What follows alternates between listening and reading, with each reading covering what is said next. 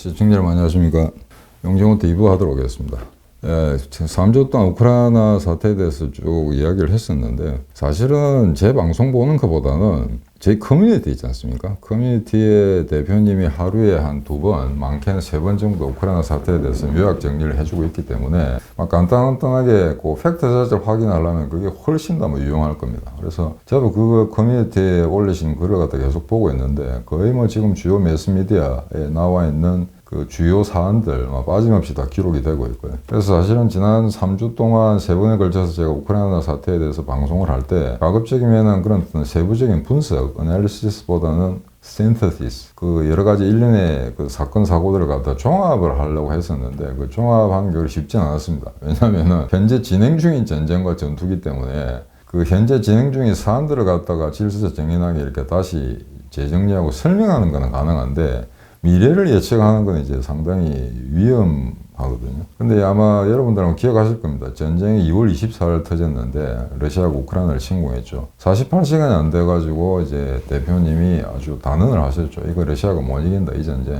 제가 지난 시간에도 말씀드렸습니다만, 전 세계 언론은 단지 어떤 러시아와 우크라이나의 어떤 군사력의 양적 규모만 비교해서 이거는 시간 문제다, 조만간 끝날 거라고 했는데, 3, 4일에 끝날이라고 생각했던 전쟁이 지금 그 한 달, 오늘 3월 23일이니까 거의 정확하게 한 달입니다. 2월 24일부터 한 달간 계속되고 있죠. 그래서 이걸 보면은 정말 러시아가 상상외로 전쟁을 갖다 잘 못한다, 완전히 삽질이다 라는 거 하나고, 그와 동시에 우크라이나가 이렇게 잘 살 수 있는가, 유럽에서 제일 가난하고, 그 다음에 그간에 어떤 정치적 어떤 그 소요 사태, 정권이 수차례 바뀌고 툭 하면 뭐 이게 친러파가 잡았다가 그 다음에 친서방파가 잡았다가 정치적 안정이 이루어질 수가 없었죠. 이런 상태에서 그 다음에 서프라임 모기지 때문에 경제적으로 엄청난 타격을 받은 나라고요. 이런 상황에서 국가의 위기가 왔을 때 어떻게 이렇게 국민들이 일치단결된 행동을 보여줄 수 있느냐.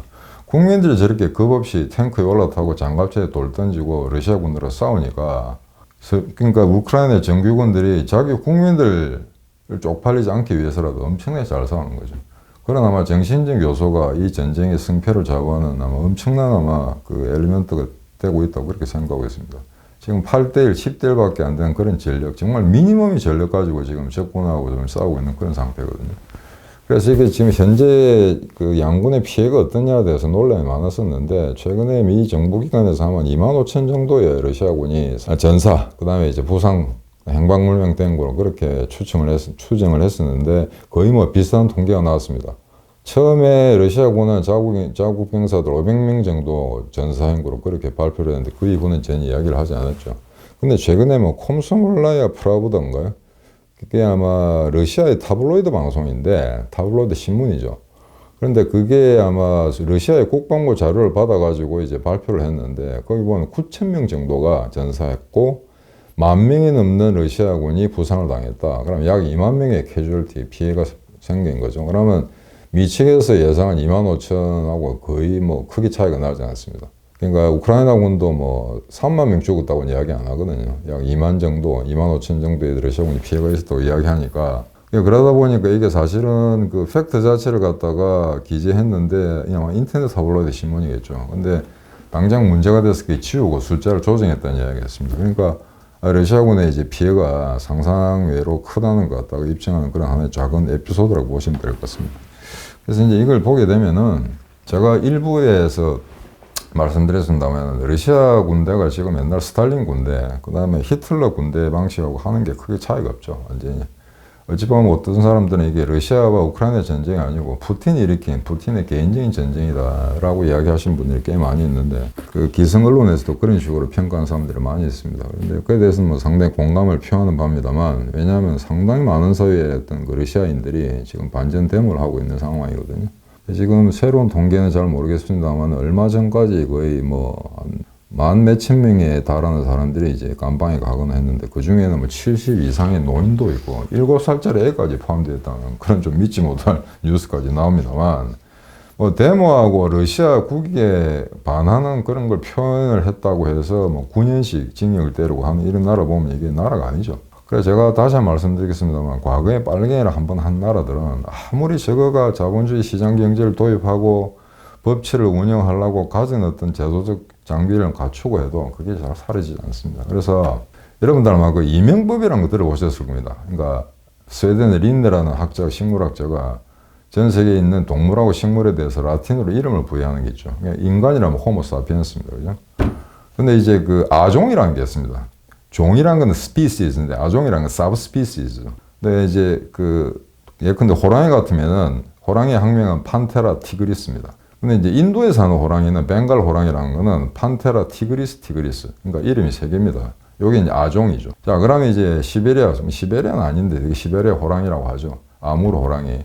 그 러시아 북동부에 살고 있는 이제 하고 있는 서식하고 있는 이 호랑이 아종은 판테라 티그리스 알타이카입니다. 알타이제가 알타이를 그대로 따와서 알타이카라고 하죠. 요게 이제 아종인데, 제가 공산주의를 한번 한 나라들의 국민 또는 그 인간들을 보게 되면 새로운 학명을 붙여주고 싶거든요. 그게 뭐냐면은, 자, 사람은 호모사피엔스니까 호모사피엔스 코미니쿠스입니다. 빨갱이라는 이야기죠. 이거 안 변합니다. 그 DNA가 한번 들어가면. 지금 완전히 푸틴의 러시아는 과거에 스탈린의 러시아로 돌아갔고요. 지금 푸틴의 행태를 보면은 레닌도 스탈린도 아니고 이건 완전 히틀러에 가까운 존재입니다. 그래서 지금 이런 상태에서 지금 전쟁을 한 달간 끌고 있는데, 이거는 대표님께서는 이틀이 지나자 이 전쟁 러시아가 못 이긴다고 했는데 그 말이 지금 사실로 드러났습니다. 지금 수도를 아직 한 달 지나도 함락을 못 시키고 있거든요.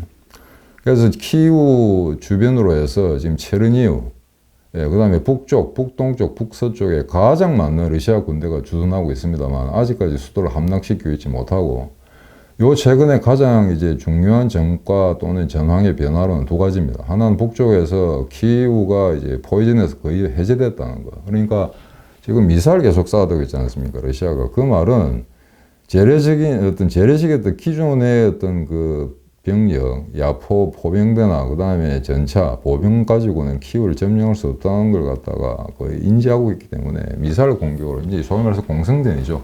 과거 2차 대전 때 레닌그라드를 점령하지 못한 독일군이 외곽에서 포사격만 해가지고 레닌그라드를 갖다가 아예 그냥 아사시키겠다 하는 그런 전술을 썼었는데 그와 유사한 겁니다. 그래서 요 며칠 전에 아마 특히 체르니우에서 아마 거의 또 한 번에 러시아군 기갑부대가 섬멸당한 것 같고, 그래서 지금 소위 이르펜 구역, 이제 그 서쪽 구역이죠. 키우의 서쪽. 거기하고 동쪽하고 거의 25km 정도 이제 그 거리를 두게 됐다. 그러니까 러시아군을 그 밖으로 몰아냈다는 이야기입니다.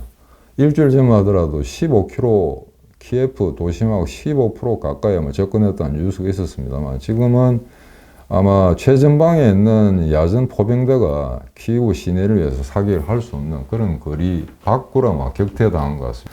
그리고 얼마 전에, 바로 어제만 뉴스였던 것 같은데, 그게 굉장히 큰 도시는 아니고 굉장히 작은 도시입니다. 근데 거기를 아마 러시아가 탈환했던 것 같은데요, 이게 마카리우던가요? 아마 러시아로는 마카리프일 겁니다. 근데 마카리우가 이제 탈환됐다라는 소식이 전했는데 큰 도시는 아닙니다. 근데 이게 상당히 중요한 이유가, 지금까지 러시아가 키우를 갖다가 우회를 하면서 남쪽으로 내려올 때, 여러분들은 이 도시 이름은 알겠죠? 호스토멜, 그 다음에 부차, 그 다음에 이르펜, 요 세 도시를 잇는 축선을 통해서 이렇게 쭉 남서쪽으로 우회해서 키예프를 갖다가 남쪽에서 포위하려고 했는데 이 기동이 지금 완전히 제거된 것 같습니다. 왜냐하면은 키우의 서쪽에 있는 주요 거점들을 갖다 지금 우크라이나 군들이 탈환하기 시작했거든요. 이게 왜 중요하냐 그러면은 북서쪽으로 내리는 공병력을 갖다가 이게 퇴치시킨 것도 중요합니다만, 지금 서쪽에서 키예프에 몰려있는 우크라이나군을 지원하기 위해서 오는 지원군의 이동 경로를 갖다 확보할 수 있다는 거죠. 이게 만약에 남서쪽에서 러시아군이 내려와서 차단시켰다 그러면은 우크라이나 지원 병력이 이제 합류를 할 수가 없게 되는 그런 상황입니다. 근데 그 마을을 점령했다는 것 자체는, 이제 탈환했다는 것 자체는 러시아군으로서는 이제 서쪽에서의 공격이 더 이상 가능하지 않게 됐다.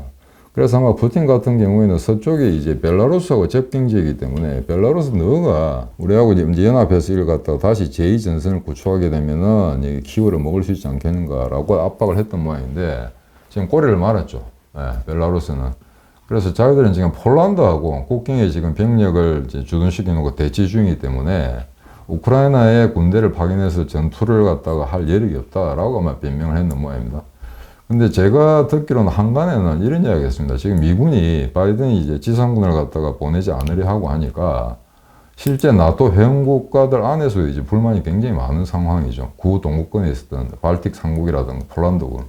그러니까 폴란드군이 이렇게 이야기해요. 폴란드군이 만약에 벨라루스와 국경 분쟁을 일으키면서 긴장을 고조시키면은 최소한 벨라루스 군대가 폴란드하고 대치하기 위해서 유휴병력을 우크라이나로 보내지 못할 거라는 그런 아마 계산을 했던 것 같습니다. 폴란드로서는. 그게 이제 폴란드 일국의 결정이었는지 아니면은 배후에서 이제 교묘하게 작동한 나토 군대의 하나의 어떤 전략적인 어떤 편성이었든지 그것까지는 확인할 길이 없습니다만 지금 현재로서는 벨라루스는 러시아가 참전해 달라는 데 대해서는 지금 비토를 놓은 걸로 그렇게 지금 파악이 되고 있습니다. 그래서 지금 현재 문제는 푸틴이 그럼 한 달 동안에 아직 키우를 점령하지 못하겠다. 그러면 우선 남쪽을 제압을 해서 체면을 세우고 휴전을 할 수 있지 않겠는가 하는 게 이제 가장 이제 가능성이 높은 그런 화두로 제기되고 있습니다만 요 한 일주일 동안 가장 이제 그 TV를 보는 사람들, 그다음 유튜브를 보는 사람들의 마음을 아프게 했던 거는 마리우폴에 대한 어떤 그 민간에 대한 공습입니다. 그러니까 지금 이제 시가전까지 벌어지고 있는 그런 상태인데 거기에 이제 주 병력은 아마 체첸 군대 같습니다. 약 6천 명 이상이 체첸에서 넘어온 병력을 가지고 아마 잔인한 학살을 아마 하고 있는 것 같은데 어떻게 마리우폴이라는 이 도시가 지금까지 버티는 거 일주일 전만 해도 마리우폴 떨어진다고 했거든요.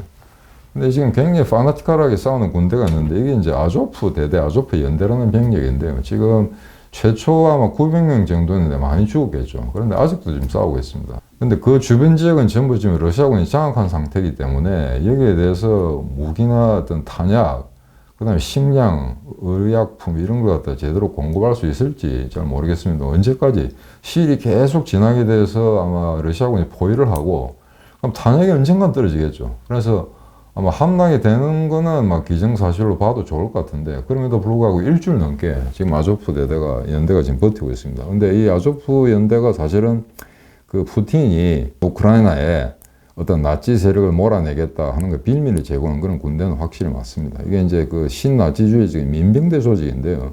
그 부대의 이제 마크를 보시게 되면은 이 유럽의 그 알파벳, 페니키아 사람들이 만든 알파벳이 도입되기 전에 룬 문자라는 게 있습니다. 북방 유럽 민족들이에요. 그 룬 문자를 갖다 따가지고 만든 이제 기호인데 이 어떤 대대, 이 연대의 심볼을 보시게 되면 이게 나치 독일의 다스라이히라고 있습니다. 제2SS 장갑 척탄병 사단, 나중에 장갑 사단이 됩니다. 그 사단의 심볼하고 거의 유사합니다. 이제 깔고리만 이렇게 바꿔놓은 상태거든요. 그래서 사실은 이게 신나치주의자들이 맞는데 문제는 우크라이나 군대가 이 제대를 편입시킬 때 일단은 해산시키고 난 다음에 병사들을 갖다가 분산 배치해야 되는데 기존에 만들어진 극우 민병대 조직 자체를 정규 제대로 편입을 시켜버렸거든요. 그래서 사실은 그게 소위 말해서 나치주의자들이 상당히 많습니다. 그래서 그 러시아군도 얘들 갖다 다 아마 포로 대우 안 하고 몰살시키고 아마 잡더라도 아마 사형을 시키는 그런 아마 입장을 취하고 있는 것 같은데 따라서 이 아조프 연대, 이 아조프 대대는 뭐 어쩔 도리 없이 만약에 포로가 된다 그러면 가혹한 고문을 당하고 난 다음에 비참하게 죽을 거니까 일단은 무조건 싸우겠다. 그래서 아마 그러나 광신도적인 전투 행위 때문에 아직도 마리우폴에 함락되고 있지 않은 게 아닌가 아마 그렇게 추정하는 사람들이 많이 있는 것 같습니다. 그래서 이거는 그 우크라이나 관은 그런 제도를 갖다가 정식 이제 우크라이나 군대 안에 포함시킨 게 옳으냐 그러냐 하는 거는 여기서 논할 시간적 여유가 없을 것 같고요. 일단은 마리우폴이 지금 일주일 넘게 저리 버티고 있는 배경 요인 중에 하나입니다. 굉장히 광신도적인 전투를 하고 있는 집단이고요. 지금 사진은 나가겠습니다만. 그래서 이게 이제 본격적인 시가전이 되면은 이제 민간인들만 이제 죽어나는데 만약에 이 부대를 중심으로 해서 일반 그 시민들이 끝까지 시가전을 하겠다고 그러면은 지금부터 일주일, 이주일이 더 걸려도 함락시키지 못할 가능성이 높습니다. 시가전은 그렇게 쉽지가 않거든요. 그리고 시가전을 펼치기 전에 너무 많은 공습 포격을 했기 때문에 지금 모든 건물이 다 무너져 내린 상태에서 그게 하나의 이제 은폐가 될 수 있는 좋은 지형 징후를 제공하고 있기 때문에 공장인 러시아군이 그래 쉽게 아마 각 건물들을 소탕할 수 있지는 않을 것 같습니다. 자, 그래서 지금 이 시가전 문제가 나왔습니다만 키이우 같은 경우에 지금 현재로서는 그 러시아가 피해, 그 다음에 지금 현재 병력 때문에 형편없지 않습니까? 지금 보급도 엉망이고. 그래서 아마 키이우 쪽에서는 시가전은 그냥 외곽도 아마 장악하지 못하고 있는 상황이기 때문에 아마 키이우에는 과거와 같은 걸 스탈린그라드와 같은 시가전은 펼치지 않을 것 같다. 그게 하나 있고요. 자, 그러다 보니까 이 개전 이후 얼마 되지 않아서 이런 이야기가 있었죠. 그러면 핵무기를 쓸 수 있다는 둥. 최근에 어젠가요? 그저께인가요? 크레물린궁에 있는 대변인이, 러시아 대변인이 무슨 그 러시아가 어떤 위협을 당한다면은, 생존의 위협을 당한다면은, 존재 위협을 당한다면 핵무기를 쓸 수가 있다 그러는데, 이게 한심한 이야기죠. 아니, 지금 자기들이 우크라이나를 침공한 상태인데, 자기 나라 맞기도 바쁜 우크라이나군이 러시아를 쳐들어간다는 이야기입니까? 모스크바까지. 그건 말도 안 되는 소리죠. 그러니까 지금 보면 소위 러시아가 하고 있는 프로파간다 자체도 굉장히 이제 유치한 그런 수준의 내용들이 많이 있는데, 이 몇 분의 이야기를 들어보고 저도 인터넷상 확인을 해봤는데, 소위 말해서 인터넷을 통한, SNS를 통한 프로파간다는 우크라이나가 월등히 우월한 것 같습니다.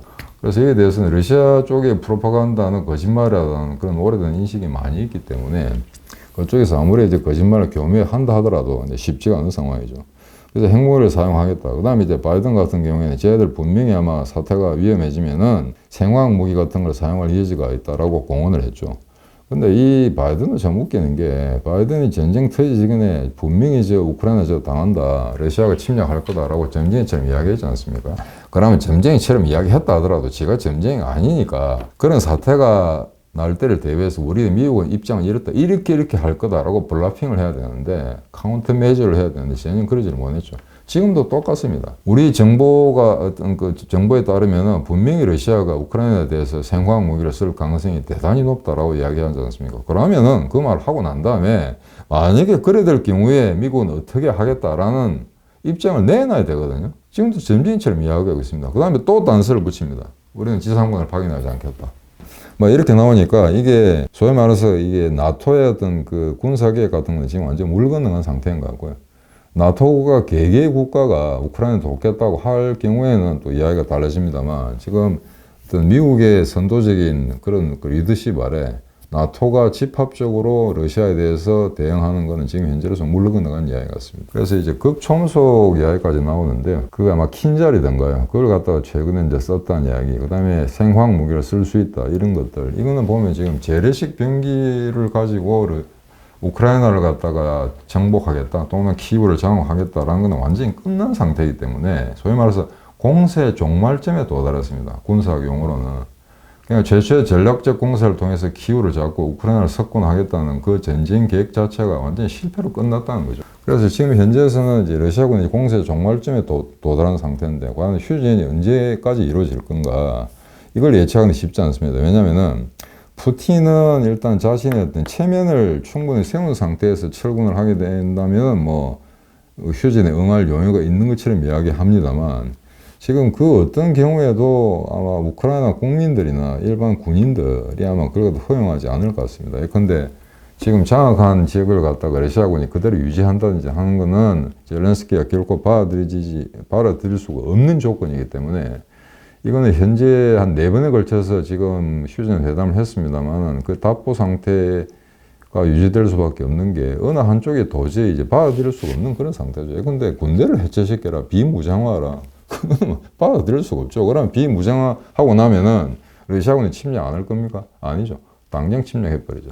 그러니까 지금 러시아로서는 일단 마리우폴에 집중할 수밖에 없는 게, 일단 북쪽은 도저히 전세를 지금 전환시킬 수가 없기 때문에 남쪽에 마리우폴을 잡고 아조피를 완전히 석권하게 되면은 러시아 쪽하고 이제 우크라이나 동쪽을 직접적으로 연결하게 됩니다. 그러고 나면은 이제 오데사만 점령하게 되면은 대표님이 말씀하신 것처럼 우크라이나는 바다가 없는 스위스 같은 랜드록 스테이트가 되어버리거든요. 그게 이제 경제적으로 굉장한 타격이 올 건데, 지금 오데사 점령은 아마 힘들 겁니다. 왜냐하면 마리우폴 같은 거는 개전하자마자 폭격을 당해가지고 거의 대책이 없었습니다만, 오데사 같은 경우는 이미 해안에서 이미 그 전투가 곧 진행될 걸 갖다 예측을 하고, 거기다가 상당히 방어벽을 쌓기 시작했거든요. 그 다음에 만약 거기서 밀린다 하더라도, 러시아군이 오데사 시 내부로 들어온다 하더라도 시가전으로 작살 내겠다는 계획하에 도시 자체를 완전히 요새화 시켰습니다. 그래서 전차 호까지 만들고, 그 다음에 오래된 타이어까지 동원해가지고 도심 곳곳에 어떤 차량들이나 전차들이 기동하지 못하도록 도시 전체를 완전히 요새화 시켜놨기 때문에, 이거는 실제 전투가 발생한다 하더라도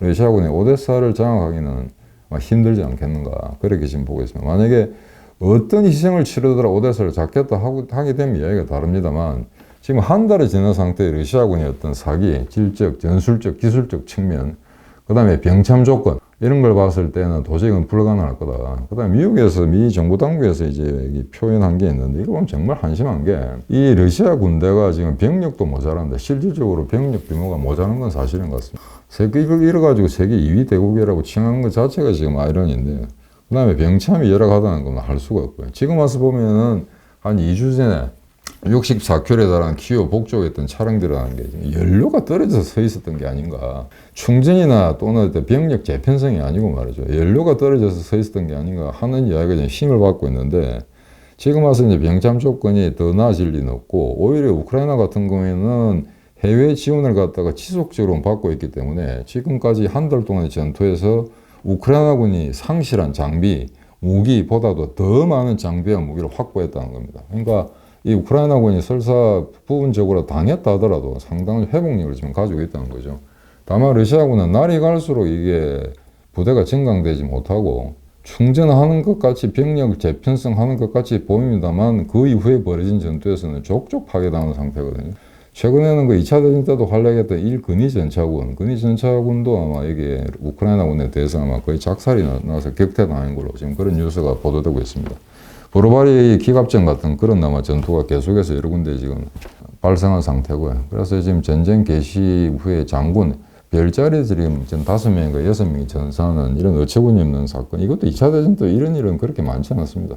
워낙 규모가 컸던 수백만, 수천만이 동원됐던 전쟁에서도 그래 한꺼번에 한 달 만에 일개 국가의 장군 별자리가 6명이 전사한 그런 경우는 굉장히 드문 상태거든요. 그래서 이걸 보게 되면은 러시아가 과연 전쟁을 계속할 수 있는 능력이 있는가, 그런 물적 조건을 갖추고 있는가 하는 것에 대해서는 굉장히 의심스럽습니다. 자, 그럼 이제 중국은 어떻게 할 것인가? 최근에 에피소드가 하나 있었죠. 그러니까 라브로프 외무장관이 탄 비행기가 중국으로 향하다가 8시간 동안 비행한 이후에 회항을 했다라는 게 있는데, 그에 대해서 독일의 빌트지라고 있습니다. 그게 좀 우스꽝스러운 타블로이드 신문인데, 일단 발행부서는 독일 최고고요. 그래서 그 신문에서 옥을 제기했고, 그걸 받아서 아마 미국의 폭스 뉴스에서도 아마 그걸 이야기한 것 같습니다. 그랬더니 러시아에서는 아니다, 라브로프 외무장관은 그 시기에 다른 어떤 면담이 있었다라고 이제 계획표를 알려주면서 이게 사실은 무근이다라고 이야기했죠. 그래서 그 에피소드는 그거로 끝난 줄 알았는데, 사실 아마 잘 생각해 보십시오. 만약에 그 비행기가 그럼 8시간 동안 공중에 머무르겠다, 회항했다. 그럼 회항 이유가 뭐였는가? 기계 결함이었는가? 그런 설명이 있어야 되지 않습니까? 근데 설명이 없다는 거는 뭔가 정치적인 배경이 있다는 거죠. 그러니까 그 비행기에 탄 사람이 라브로프 외무장관이 아니라 하더라도 뭔가 다른 고위직이었을 수가 있다는 겁니다. 그래서 지금 현재 100% 확인은 안 됩니다만, 아마 중국에 지원을 요청하러 가서 면대면으로 회담을 하려고 했는데 중국에서 아마 그건 좀 어렵다라고 하지 않는가라는 생각이 들거든요. 그래서 이 점에 대해서는 아마 지금 미국에서 중국에 대해서 네가 만약에 러시아를 도우게 되면 상당히 곤욕을 치를 거다라는 어떤 협박이 어느 정도 먹혀드는 게 아닌가. 부분적으로 말이죠. 그렇게 좀 예상할 수밖에 없습니다. 왜냐면은 최근에 이제 러시아가 중국에 대해서 손을 벌렸죠. 물자나 이제 부품 같은 걸 지원해 달라고 했는데 아직까지 이루어진 게 없습니다. 그 이전에 비행기, 그러니까 군수용이 아니고 민수용에 대한 비행기 부품 자재 같은 걸 갖다가 지원해 달라, 판매해 달라고 했는데 중국이 거절을 했고요. 그 다음에 드론을 갖다 다량으로 중국에 드론을 도입하려고 했는데 그것도 중국이 반대했습니다. 그래서 처음에는 마치 중국이 아주 의욕적으로 러시아를 도와줄 것처럼 됐었는데 지금 현 단계로서는 미국의 블라핑이 어느 정도 중국을 억제하는 데 효과가 있는 게 아닌가라는 식으로 지금 평가가 내려지고 있습니다. 물론 단정적인 건 아니고요. 여러 가지 정황적인 조건을 봤을 때 그렇다는 이야기입니다. 그리고 지금 그 아시아 인프라 개발은행이라고 중국이 만든 그 용지화 기관이 있죠. 거기에서도 러시아에 대해서 이제 대출을 해주지 않겠다. 그 다음에 세계은행에서도 마찬가지고요. 루블화는 계속해서 지금 수직으로 떨어지고 있는 그런 상태고, 그래서 중국으로서는 아마 섣불리 러시아를 여기서 도와주다가는 나중에 미국이 말하는 제재에 걸리면 물론 이게 우크라이나 승리로 끝나게 되는데 러시아를 갖다가 적극적으로 중국이 도왔다. 그러면 외교적으로 굉장히 코너에 몰릴 겁니다. 그래서 지금 중국을 갖다 저렇게 머뭇거리게 꼬리를 말게 하는 것도 사실 미국의 블라핑도 중요합니다만 우크라이나 저렇게 잘 싸우니까 가능한 거죠. 우크라이나 계속 패퇴하면서 미국이 아무리 블라핑 해봐야 중국이 그에 따를 리는 없죠. 그래서 1차적으로는 우크라이나가 정말 잘 싸우고 있다. 그것 때문에 중국마저도 적극적으로 러시아를 도울 수가 없는 그런 상태다. 이런 걸 갖다가 여러분들이 염두에 두시면 좋을 것 같습니다. 그래서 지금 러시아군은 어떤 지휘계통에도 문제가 있고 병청은 말할 것도 없고, 그 다음에 이제 병력의 어떤 그 실제 전투에 참가하는 병원들의 질적 수준, 전술적인 기술적인 이런 능력, 이것도 우크라이나에 비해서 굉장히 이제 떨어진다. 심지어 공군 전투기의 조종사의 질도 우크라이나 월등히 낮다. 이런 믿지 못할 사건들이 지금 확인이 되고 있습니다. 그래서 지금 좀 웃기는 거는 어떤 사람들은 지금 현재도 상당수 많은 사람들이 러시아가 전쟁을 이기고 있다고 생각하는 사람들이 많거든요. 절대 아닙니다. 처음에 아마 그 세계 주요 매스미디어들이 아마 우크라이나가 며칠 후로 함락될 거다라고 이렇게 뉴스를 퍼뜨리고 난 다음에 그 뉴스를 갖다가 액면 그대로 믿는 사람들이 많다 보니까 그럴 수도 있고, 부분적으로 우크라이나군이 정말 선전을 하고 있지만 결국에는 러시아에 무릎을 꿇지 않겠는가. 미군이 직접적으로 개입을 안 하는데 저게 얼마나 버틸 수 있겠는가. 그런 회의적인 시각에서 아마 장기적인 관점에서는 러시아가 이길 수 있을 거다라고 생각하는 사람들이 꽤 많이 있는 것 같습니다. 근데 현재 정황으로 봐서, 객관적 정황을 봐서 절대 그런 일이 일어날 것 같지 않습니다. 왜냐하면 2주 전만 해도 저 역시 그렇게 자신있게 이야기하지 못했거든요. 지금 근데 한 달이 지났는데도 주요 도시들 점령을 하지도 못했다? 아직도 헤르손밖에 점령하지 못한 상태고, 조만간 헤르손도 우크라이나군에게 탈환당한다는 그런 어떤 조심스러운 뉴스까지 나오고 있습니다. 왜? 이제 반격의 시간이 다가왔거든요. 한 달 동안 계속해서 수비만 했습니다만, 러시아군이 만약에 공세의 종말점으로 몰려있다면 이게 이제 반격의 터닝 포인트가 되는 거죠. 그래서 현재까지 정말 잘 싸우고 있는 우크라이나군, 그래서 지금 처음에는 왜 그렇게 잘 싸우는지 이유를 확인하기가 힘들었습니다만, 지금 하나하나 그 이제 배경이 밝혀지고 있는 상태고요. 그리고 2014년 유로 마이단 이제 그 시민혁명이 발생하고 난 다음에 러시아가 아차 싶어서 이제 강제로 크림반도를 석권을 했죠. 크림반도를 점령을 했는데, 그때 우크라이나 정부와 군대가 이 상태로 가면 우크라이나 안보가 정말 이 절체절명의 위기에 빠질 수 있다라고 해서 미군하고 아마 나토 수준에 해당하는 그런 아마 군사 협력을 했던 것 같습니다. 그래서 그 어떤 시가전이라든가, 그 다음 포격전, 그 다음에 뭐 이런 여러 가지 어떤 다양한 전투 형태에 대해서 미군 교관들이 와서 우크라이나군을 아주 집중적으로, 체계적으로, 조직적으로 훈련을 시켰다라는 그런 뉴스도 나오고 있는 걸로 봐서는 우크라이나군이 단순히 파이팅 스피릿 가지고 이제 전황을 이끌어가는 건 아닌 것 같다라는 그런 어떤 세밀한 분석까지 나오고 있는 상황입니다. 일단 우크라이나 사태는 여기까지 하기로 하고요. 그 다음에 우크라이나 사태를 계속해서 1, 2부로 나눠서 아직 하진 않겠습니다만, 가능하면은 다음 주부터는 1, 2부로 나누되 한쪽만 1부로 하든 2부에 하든 그렇게 하도록 하겠습니다. 그렇다고 해서 우크라이나 사태를 너무 많이 해서 이제 지루하다고 느끼시는 분도 있을 수도 있는데, 일단 워낙 이 초미의 관심사이기 때문에 이걸 저희는 다루지 않을 수는 없기 때문에, 그래서 1, 2부 중에 한 파트는 반드시 우크라이나 사태를 짚어나가는 걸로 그렇게 정리하도록 하겠습니다. 감사합니다.